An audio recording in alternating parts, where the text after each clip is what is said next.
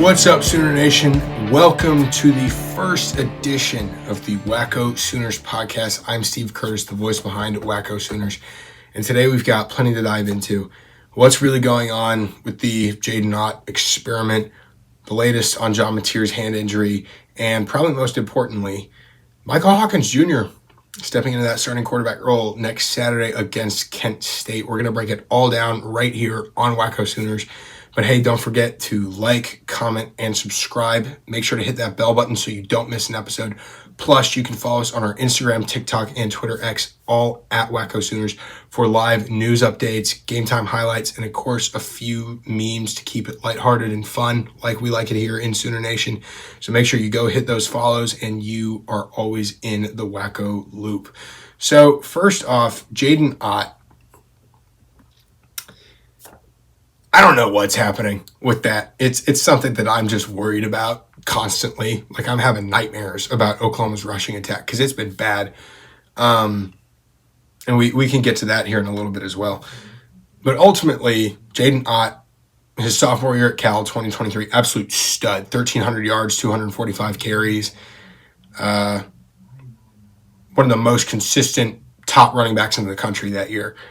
And this is back when the Pac-12, where he was at, was, actually pretty competitive. Because, Washington made the CFP, for crying out loud. They made the national championship and got beat up by Michigan.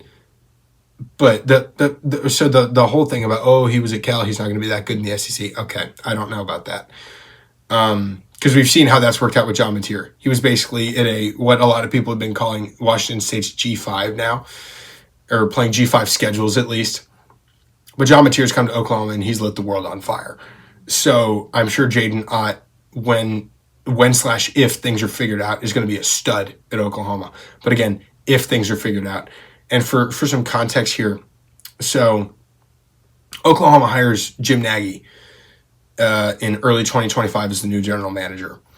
And Nagy has said, Jaydn Ott, stud. Now, mind you, Jim Nagy was the executive director of the Senior Bowl, and he'd been eyeing Jaydn Ott for a while, really liked him. And despite seeing his performance in 2024, which was marred by an ankle injury that Ott played through, had 385 yards on 116 carries, he's since said, I probably shouldn't have played through it. Probably should have just let myself heal. Would have been better a lot sooner. But Nagy, despite the 2024 performance, said, no, this guy's going to be a stud. So Nagy's first big move as Oklahoma's new general manager goes out and gets the top running back in the transfer portal. Gets Ott to commit to Oklahoma before the portal officially opens. And of course, Ott had some wiggle room with when he could and couldn't operate around the portal based on Cal's coaching situation. But Jim Nagy goes and tells Brent Venables, tells Ben Arbuckle, tells Joe Castiglione and President Joe Harris, I'm going to go out and I'm going to go get us the best running back I can find. And he did. Went and dropped a bag because Jaydn Ott was the most expensive acquisition that Oklahoma made this offseason. But here's the problem. It's not doing anything. Jaydn Ott has played in 3 games. He played against Illinois State. He played against Michigan. He played against Temple. We did not see him last week against Auburn at all. And what's more concerning is his stat line, which in the 3 games he played, a whopping 9 carries for 17 yards. What's going on in the Oklahoma backfield with Jaydn Ott? You go out and get this veteran guy who's supposed to be the foundation for your rushing attack in 2025, a 1-year rental, and he can't do anything. He's not doing anything. We're not even letting him play, which leads me to wonder what's going on off the field on Saturdays that is leading to DeMarco Murray and Ben Arbuckle not giving him the opportunity to play more. Now, some more context here. He didn't get to the University of Oklahoma until probably late May, early June. And by all accounts, was doing great through summer workouts and summer practices and things like that. And was looking good, was doing his job, doing great. Then fall camp starts. And he gets a shoulder injury, gets a little banged up. So he has to miss a lot of fall camp for some recovery and just taking it easy because we don't want our top running back to be injured going into the year. But then he gets better, or I would assume is better by now. And we're a third of the way through the season, and he's got 9 carries and 17 yards. That's not going to cut it. And one thing that I've started wondering is knowing how Brent Venables and DeMarco Murray are, well, period, the Oklahoma coaches, period, are about physicality and how big of a deal pass protection is when it comes to being a running back at the University of Oklahoma. Is Jaydn Ott not being physical enough? Is he not doing what he needs to be doing to be a all-around running back that we need? Is he just there to run the ball, or is he there to play for the team? Is he there to carry the ball, or is he there to play football? Carry the football versus play football. That's the question here. Because based on some of the stuff Brent Venables said after the Temple game, when asked about Jaydn Ott, he said, "Oh, man, I wish he was further along in every way." Okay. So what does that mean? Does that mean that he's not processing the game? Does that mean he's not running efficiently, carrying efficiently? Is he turning the ball over in practice? Like what's happening?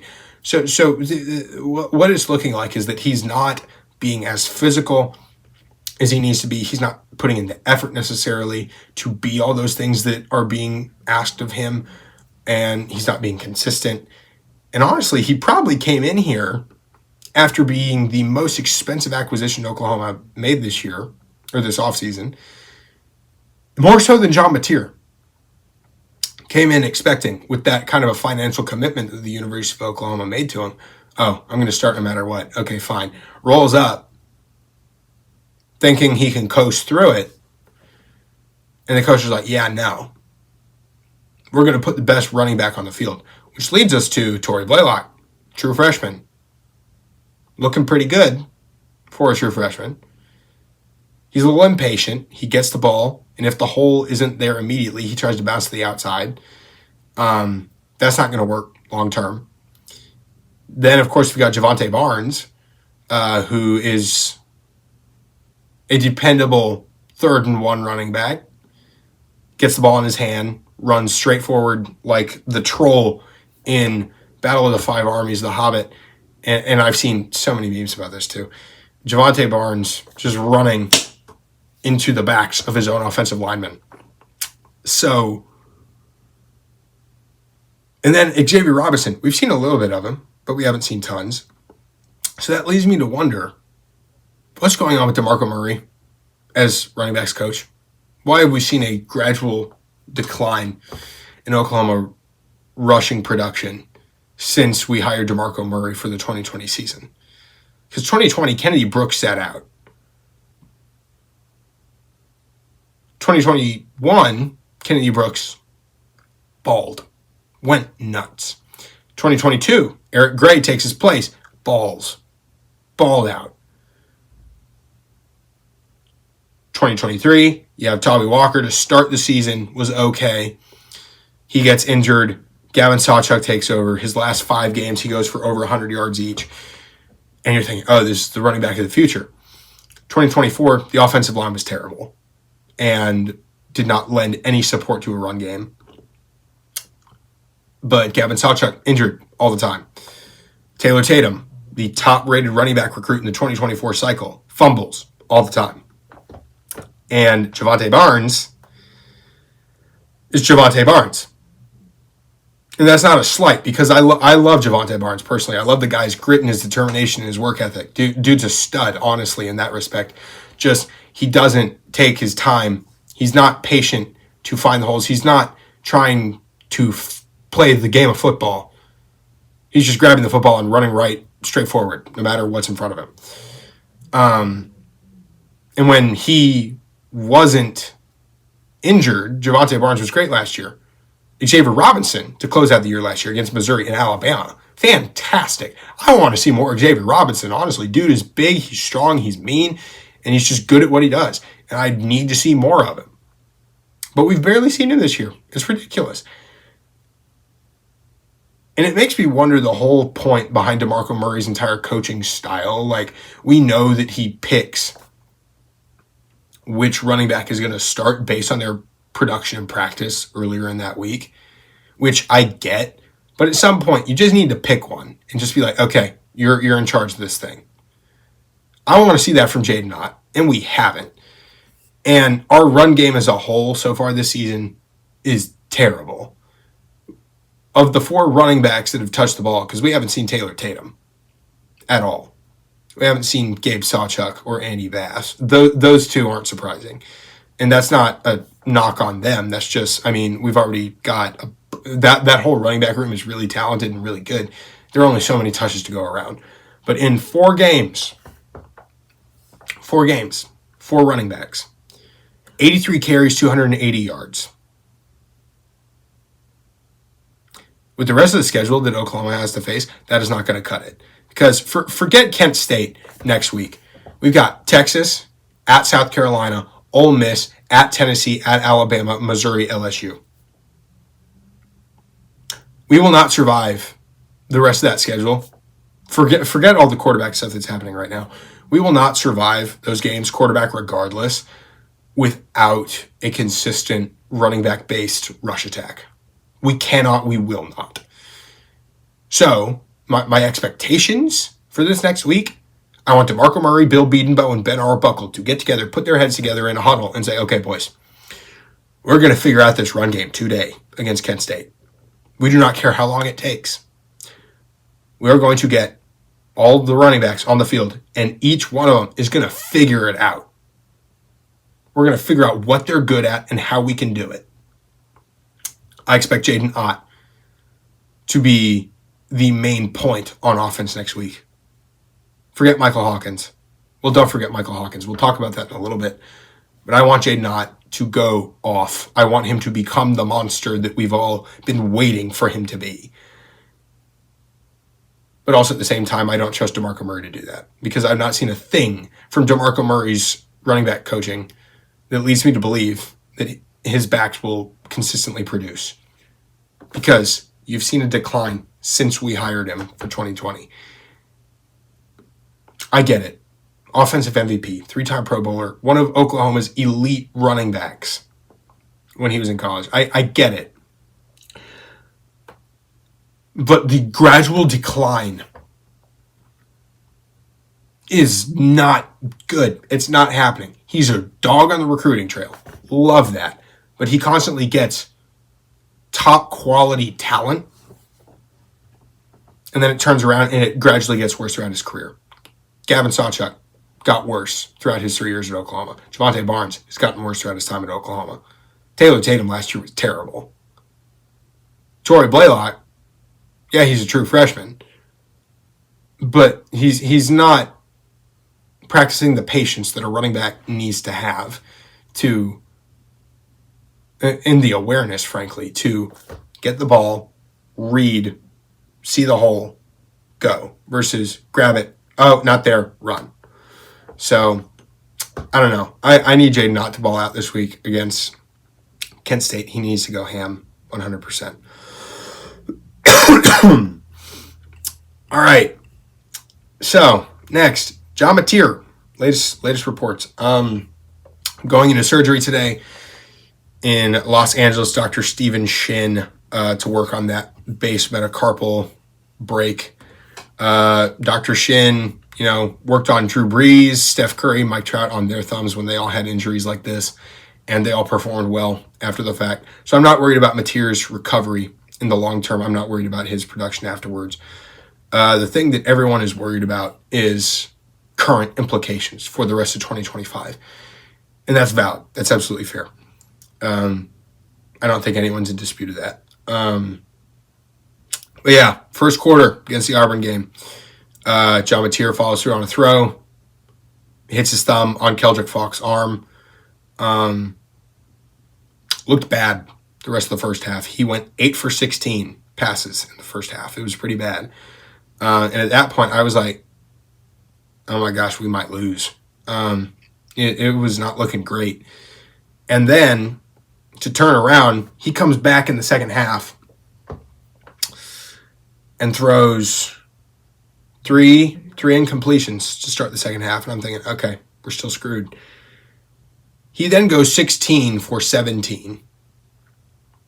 on his last 17 passes of the game. He goes 11 straight to close out the game, including that Heisman drive, because that's what a lot of people have been calling it, his Heisman-level drive, 4 complete passes and a 9-yard touchdown run to go and take the lead late in the fourth quarter, 22-17, for then David Stone and Grayson Halton to tee up that safety for our Mason Thomas to end the game, 24-17. So the bright side of the injury that we know so far, or at least that we saw in the Auburn game at least, is dude didn't look great when it was fresh, but he came out in the second half and still balled out with a broken thumb. And I don't think anyone really knew about it. I don't think he told the team about it. He probably told Ben Arbuckle and Coach Coos and Coach Venables about it when it happened. But even after the game, we didn't know. No one knew about this until yesterday, Tuesday. So dude played through it. Dude was a warrior with it. Dude was toting that broken thumb like a dog on his throwing hand and still throwing dimes. That 31-yard pass to Isaiah Satania to get that big play to set up the touchdown run, he did that with a broken thumb. So that is that's impressive, in my humble opinion, at least. So the injury itself, what does it mean right now? Venables did announce that Mateer is out, at least for Kent State. So we've got Michael Hawkins Jr. starting at quarterback over John Mateer next Saturday. And that's fine. No one's worried about that. What people are worried about is the next 2 or 3 games after that. Texas, at South Carolina, Ole Miss at home. Honestly, here's the thing. If John Mateer misses Texas, which is, as far as I'm aware, he doesn't want to miss it. He's from Little Elm. That's North Dallas. He grew up in that area. He went to that game in 2020. And that's part of why he came to Oklahoma, to play in the Cotton Bowl in the Red River Shootout. So he wants to play in this game. The question is, can he and should he? Now, these kinds of thumb surgeries, roughly a 3 to 4 week recovery period. He's got 2.5 weeks from today until the Cotton Bowl. If he's not feeling it, if he's not 100%, do not risk injuring him further. And this may get me in trouble here with Sooner Nation, but honestly, if we lose to Texas simply because we have Michael Hawkins instead of John Mateer, I'm kind of okay with that. And here's why. Now, of course, in a perfect world, we'd never lose to Texas. I hate Texas. Have hated the University of Texas since I was a baby in diapers and swaddling. But I'm thinking long-term investment here. If John Mateer misses 3-4 games of this season, including Red River, he will come back in 2026. Because right now, at this moment, he is the Heisman frontrunner. And if he misses 3-4 games, he's not winning the Heisman. We're probably not going to go to the playoffs. And he's not going to have a lasting legacy at the University of Oklahoma. And his draft stock isn't going to be as high as it could be. So, if he misses 3-4 games, he's coming back in 2026. And I think the whole team around him will be better. Cortland Guillory is going to be a year older. Tristan Haynes, a year older. Malik Hawkins, year older. R. Mason Thomas will be gone, sure. Marvin Jones Jr., gone, sure. Dominic Williams and Grayson Halton, gone, sure. But reloading on the defensive line, we will be fine. Reloading at linebacker, we will be fine. I bet you we can talk Kip Lewis and Kobe McKenzie into staying another year. Probably could get Jaron Canick to come back for another year. And then we'd still have Torrey Blaylock, we'd have Taylor Tatum, we'd have Xavier Robinson. And the offensive line would probably be better. And the only receivers we'd say goodbye to are Keontez Lewis and Deion Burks. I honestly think, and then with the portal, I think we could get some more weapons in there and make a fully better rounded team to where 2026 we'd be even better than we'd be now. So honestly, if Mateer misses 3-4 games and we lose some of them, I'm okay with that. Not because I like losing. I hate losing. I mean, heck, 2023 losing to Kansas, I was livid. Losing to Oklahoma State for many reasons, including a missed pass interference call that Mike Gundy sold his soul for and got fired yesterday as a result. I legitimately think that he sold his soul and karma came back around the water on him. But I hate losing. Don't get me wrong. But honestly, here's the thing. I'm okay with losing a little bit now for a bigger payoff next year. As much as it sucks to lose, I'm okay with losing a little bit here and there. If that means we get John Mateer back in 2026, that's huge. I think that would be great. Because then remember, Bo Bentley is in the 2026 cycle. Ben Arbuckle's hand-picked, chosen quarterback recruit that he really, really wanted over Jaydn O'Neal. Imagine Bo Bentley in 2027 having sat behind John Mateer for a year. That could be huge because Mateer is only going to get better as his career progresses in the Arbuckle system. Bo Bentley sitting behind him and learning from him as well as being with Ben Arbuckle and John Kuzieski, huge.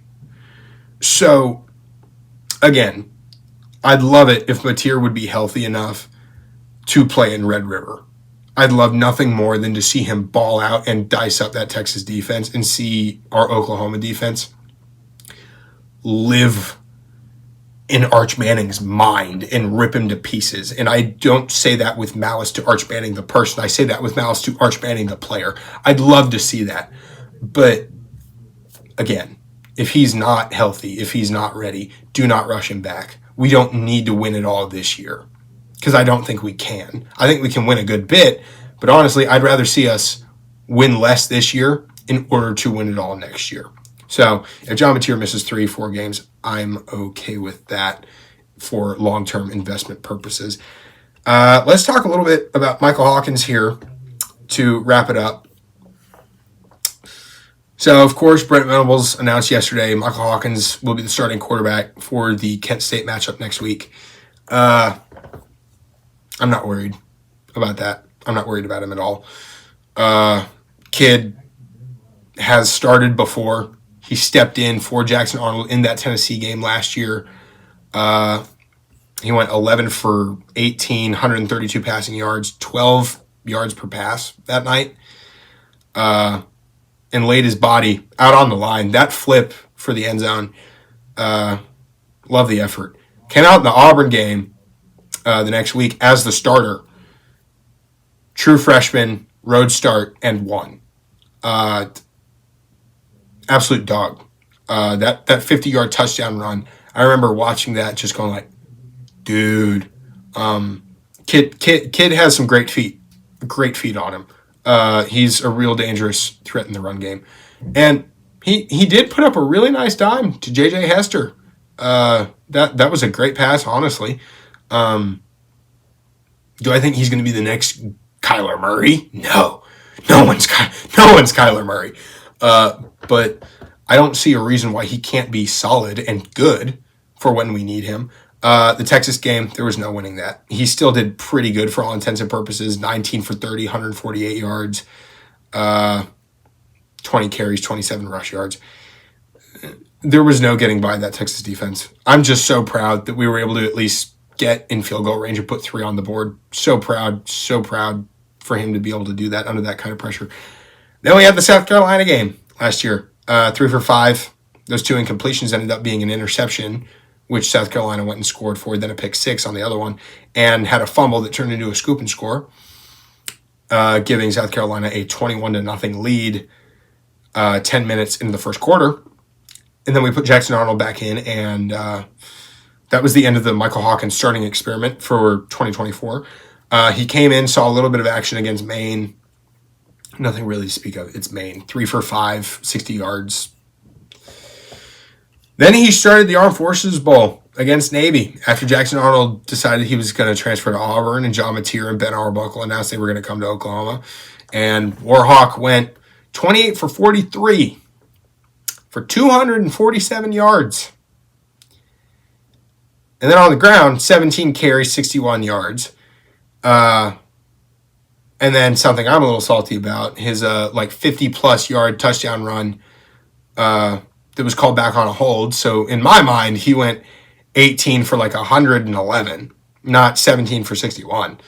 But it is what it is. That officiating crew that day was a Big 12 crew. So, and after the last Bedlam game, yeah, I'm not a fan of Big 12 officiating crews. I still think the whole Texas-Oklahoma State in the Big 12 championship was a result of the Big 12 not wanting their two big cash cows to go out high, to leave the conference on a high, being the top two, and then they still leave you. I think that was a total mess, but I digress. Then Hawkins came out against Temple, 1 for 3, 5 yards, 6 carries, 25 yards rushing, But he was with the third stringers. All right, just getting a little bit of time. I'm not terribly worried about him in this Kent State game. I think he'll be fine. Again, we talked about how I emphasized, or I want an emphasis on the run game. I want Jaydn Ott and Torrey Blaylock and X-Rob and Javante Barnes to just go out and figure it out. I do want to see Michael Hawkins tear it up, though. I want to see him have a couple big plays. Want to see what he can do. Want him to get comfortable. But right now, he's got a week and a half to set up for the game, gain the respect of the team, get comfortable in the system, be ready to go.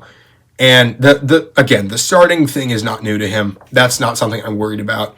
The O-line and the whole offensive system is far more quarterback friendly than it was last year, so I think he'll be better there.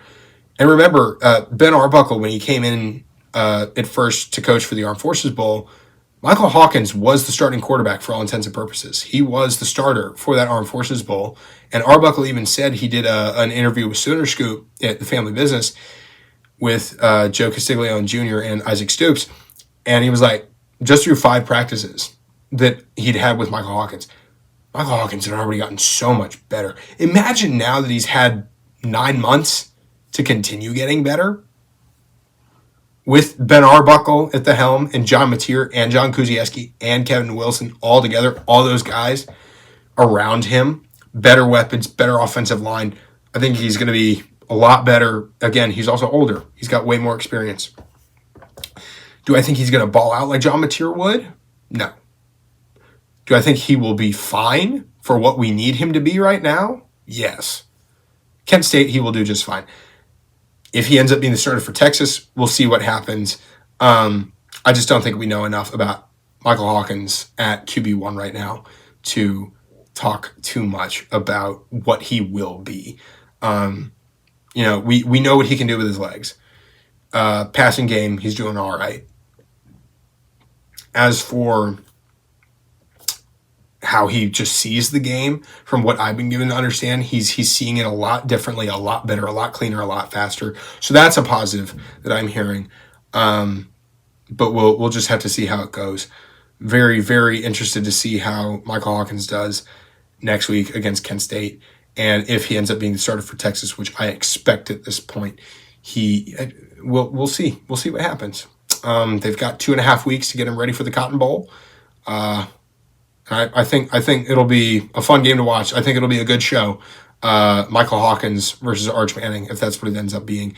I just think that's so funny too. How since 2020, Oklahoma has not played that game completely, start to finish, with their season starting quarterback, except for one time, and that was Dylan Gabriel in 2023, where Oklahoma won 34-30. But 2020, you played both Spencer Rattler and Tanner Mordecai. 2021, you played Spencer Rattler and Caleb Williams. 2022, you had Davis Bevel and whatever else was going on there, because DG was on concussion watch. 2023, DG went nuts. I was at that game. That was great. That was fantastic. I loved watching Dylan Gabriel. Love that guy.